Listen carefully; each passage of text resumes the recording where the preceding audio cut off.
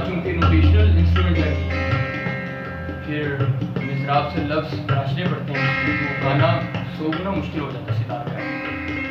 क्योंकि गिटार में अगर आप कीज इंस्ट्रूमेंट में कहीं बेसुरे होते हैं तो बर्दाश्त हो जाता है, छुप जाता है। कॉर्ड्स वाले इंस्ट्रूमेंट्स होते हैं, कॉर्ड्स एक से ज़्यादा आवाज़ें हो तो कॉर्ड है, नोट है तो एक सुर है।